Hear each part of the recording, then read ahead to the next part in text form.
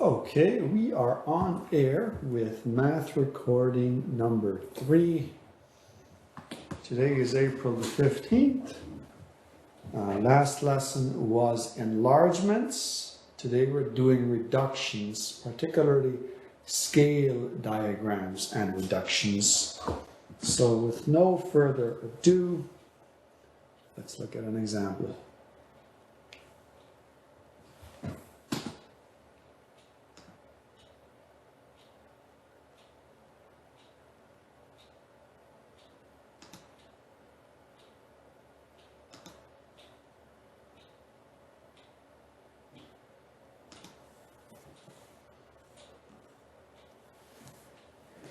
Here we have a map showing Victoria Island.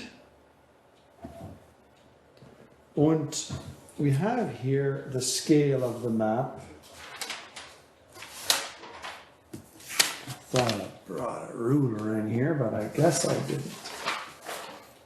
I'll just have to go grab a ruler and then we'll begin here. So this is on page 325.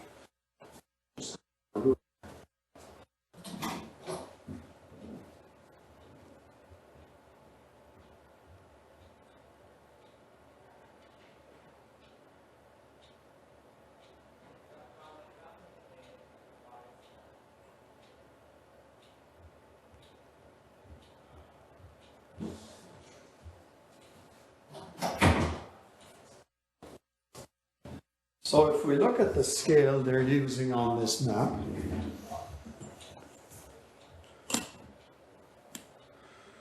one centimeter represents 100 kilometers. All right, so very simple concept. If I go from Holman Bay to Cambridge Bay, that is a little more than 6 centimeters. So if a centimeter represents 100 kilometers, that's about 600 kilometers, or a little more than 600 kilometers. So that's simply how a scale works on a map. Now we're going to do an activity where you will sketch your fingers. You will need 2 centimeter grid paper and 0.5 centimeter grid paper. You'll find it on the back table.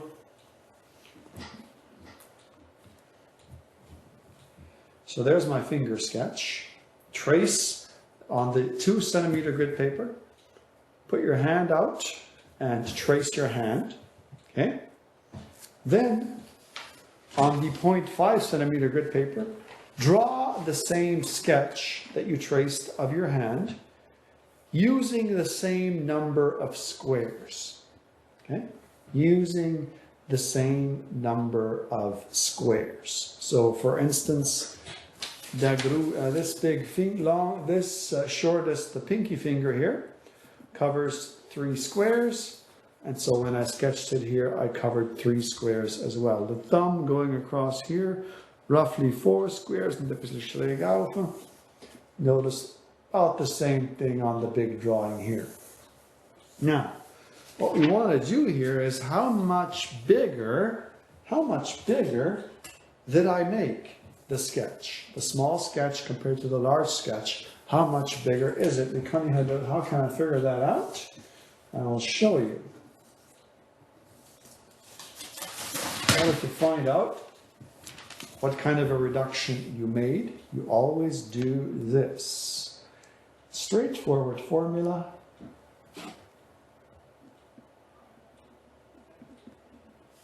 Length of the smaller drawing, length of the reduction we could say, but I'm going to say length of the smaller drawing divide by length of the larger drawing.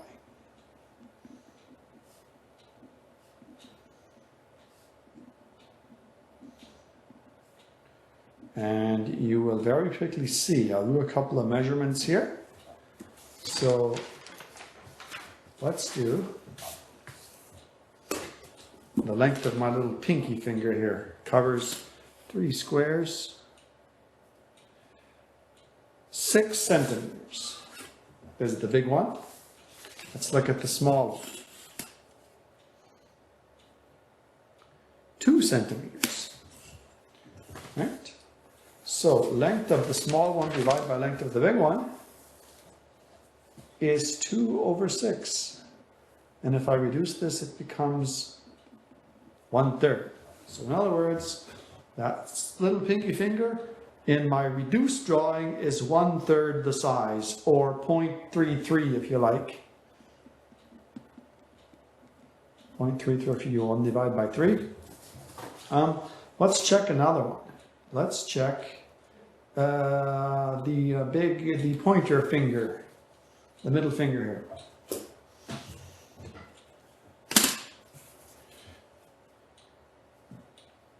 This one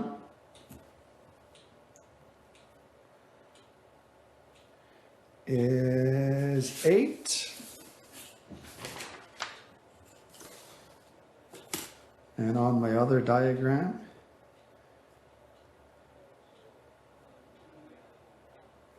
it's 3 or a little less than 3. We're going to go with 3. Keep things simple. So 3 divided by 8. 3/8. Let's see what that is as a decimal. That is 0.375. So again, very similar. Obviously my drawing is not perfect. Like if I could have made the drawing so that the small one is a replica of the big one other than size. Okay, we're back now and the recording is on again.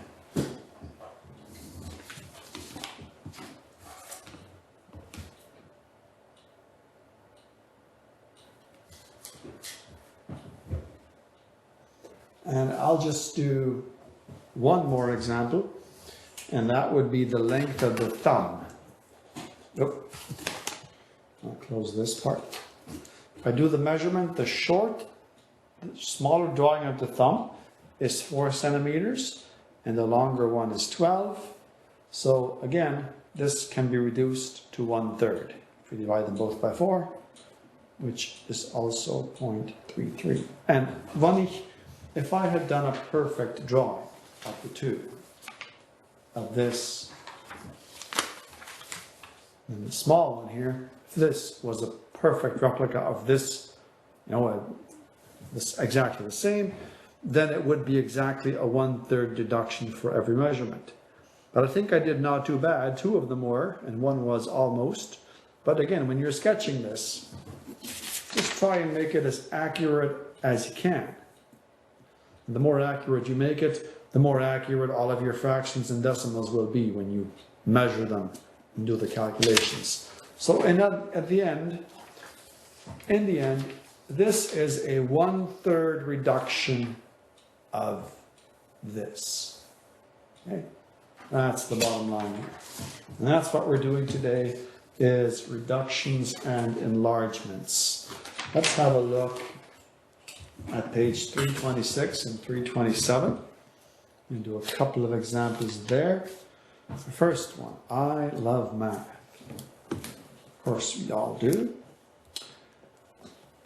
Look at this. This is a reduction of this. Now I'm going to assume that their drawings are better than mine. And we're going to do a measurement. 3 centimeters is the big one. Yeah. And 2 centimeters is the small one. So, very simple. So this is page 326. These are the measurements from I Love Math. The smaller one, the smaller circle measured all the way across was 2 centimeters, and the big one measured all the way across was 3. So this is a reduction of 2/3, or as a decimal, 0.66. So the scale diagram is 2/3 smaller than the original. Okay? Which is typical. You want a blueprint, it's going to be a lot smaller than the real thing that you're building, right? And we could do other ones and we'd find the same result. We could do, let's do the height.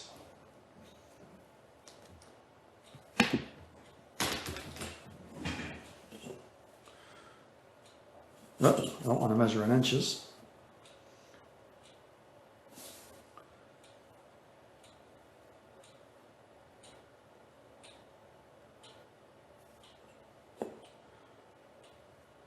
Three, and again 2. So once again, I'm going to get 2/3. All right? Let's have a look at, and this is referred to as a proportion. So this is a proportion. 2/3 is the proportion by which we reduce the size of the I love math circle. Let's look at another example.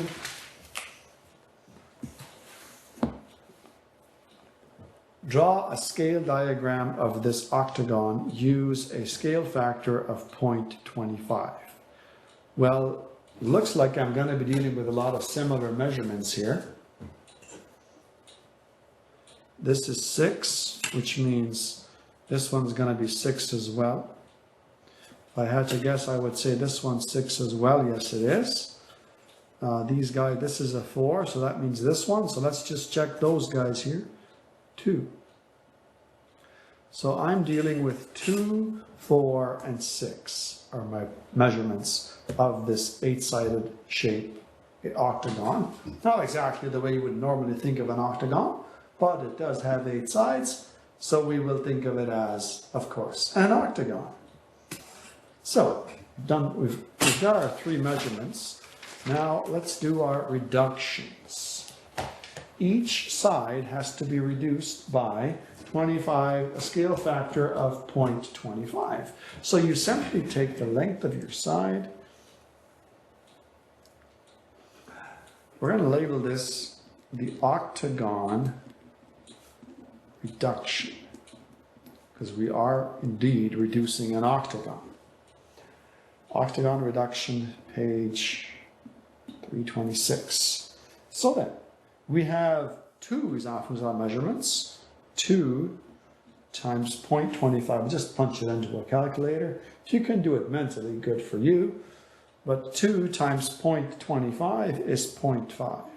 Like a quarter of 2 is a half. Because 0.25 is a quarter, right? 4 times 0.25. What's a quarter of 4? You might know this. If you break 4 into 4 parts, a quarter of 4 is 1. And then a quarter of 6. What's a quarter of 6? If you break 6 into 4 parts, or 6 multiplied by 0.25, use a calculator, 1.5. Then all we have to do is make our new shape with the new measurements. So the longest side is 1.5. So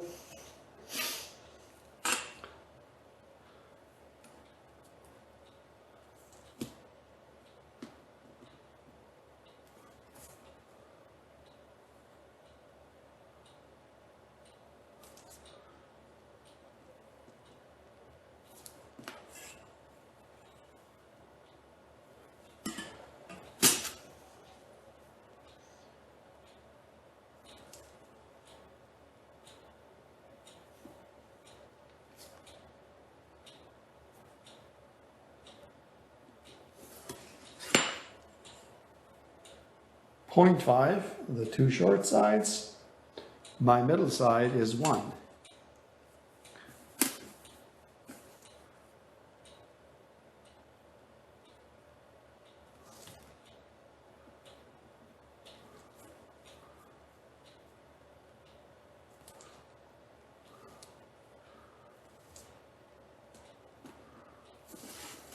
And the remaining connection here will be 0.5. I don't need to measure that. And there you have it. So then you can even label this 1.5, 0.5, and 1. So there we have a reduction of 0.25 or 1/4. So this is 1/4 of that big original shape that you see there on page 326. The lazy way of doing it would be to take a photocopy of this shape, set the photocopier to 0.25, and it would spit out a reduced shape. We're not in the lazy math business. All right, let's go to page 329 then. And I'm going to give you 4 questions to try, and then I'm also going to be assigning a hand-in worksheet. It will be worth marks, but first I'm going to talk about page 329.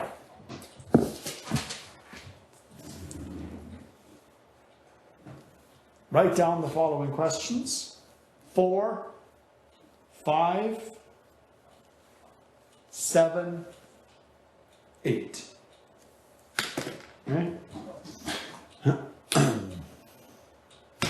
4, 5, 7, 8. Express each fraction in simplest form, then express it as a decimal. So 25 over 1,000, that can be reduced. They can both be divided by probably 25 or 5. Reduce these fractions down as far as you can. And then, of course, if you want to get it into decimal form, divide the top by the bottom, or divide the numerator by the denominator. Number 5, determine the scale factor for each reduction as a fraction or a decimal. So what is this of this? So you take the length of one of the short sides. Here it's 1, and here it's 1, 2, 3, 4, 5. Has anybody figured it out yet? You should have. Smaller side divided by the longer side. Then you can have your answer as either a fraction or a decimal. Same thing here. We've got a 3 short side, 4 longer side. Set up your fraction, create your decimal. 7. 2 drawings of a dog determine the scale factor of the reduction. So once again, you take one of your sides, measure it, compare the other side, the measurement here over the measurement here. There's your reduction. And finally, number 8, which of triangles A, B, and C is a reduction of the large rectangle? So you got to take a measurement of a side and then compare. Look at, this is the longer side, this is the shorter side. So look at these diagrams, they're turned upside down. Got your short side here, your long side here. So you make sure you're matching up when you're doing this question. And again, it's the shorter side, divide by the longer side when they match up. And there is, then you'll find out. Maybe you'll get it on your first try, maybe your second try, but you'll figure it out eventually. Take your measurements. These are all done on 0.5 centimeter graph paper.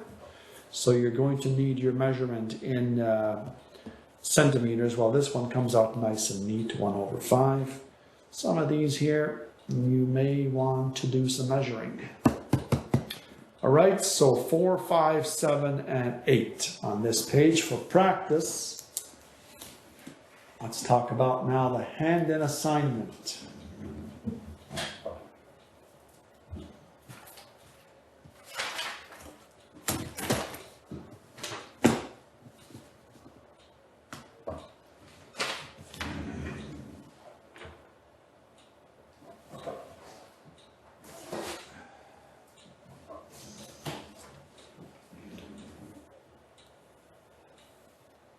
Twenty marks.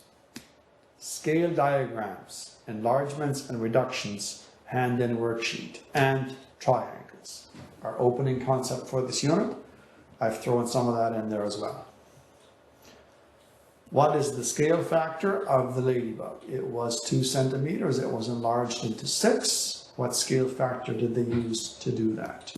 2 marks. A photo has dimensions of 9 by 6, so it's a rectangle. will be enlarged by a factor of 4. What are the new dimensions? A photo has dimensions 9 by 6. It will be enlarged to a size of 21 by 14. What was the scale factor that they used to get that? A photo has dimensions of 44 by 36. The photo will be reduced by a factor of 4. What are the new dimensions? So they're shrinking it by 4. What are the new dimensions of the photo? Our opening concept for the unit, use a squared plus b squared equals c squared to find the missing sides. 2 marks, 1 for each triangle.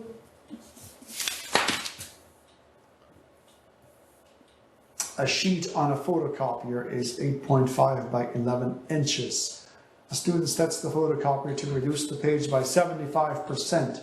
What are the dimensions of the scale diagram? So you reduce each of these by 75%. Remember how we did that? Multiply by 0.75, right? So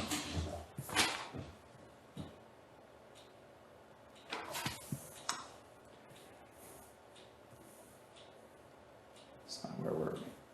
Oh, number 7. Here we are. 1 mark for this one. Another Pythagoras. Use a squared plus b squared equals c squared to find the missing side. This is the same as question 5.